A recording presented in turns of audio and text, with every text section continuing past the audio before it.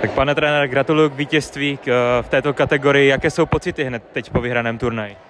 Pocity sú fantastické, tie decká makali celý turnaj.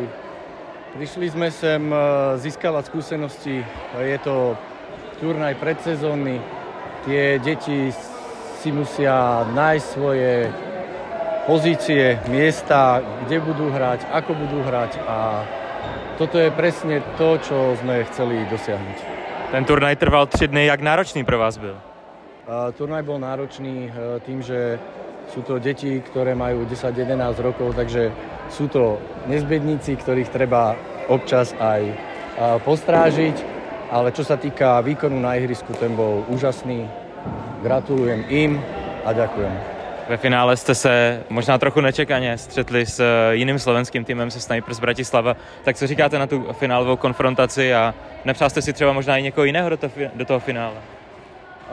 Konfrontácia so Snipers Bratislava je veľmi príjemná, poznáme sa, stretávame sa na našich slovenských turnajoch a paradoxne veľmi často na nich narážame aj na tom českom turnaji, nie len u vás, ale aj na iných.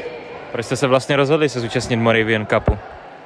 Na Moravian Cupe sme boli aj minulý rok, chodíme pravidelne, ale vlastne toto je prvý ročník, kedy Moravian Cup má prípravku, ale respektíve elevov vo formáte 3x3, čo je veľmi super, takže určite veľmi radi prídeme aj na budúce.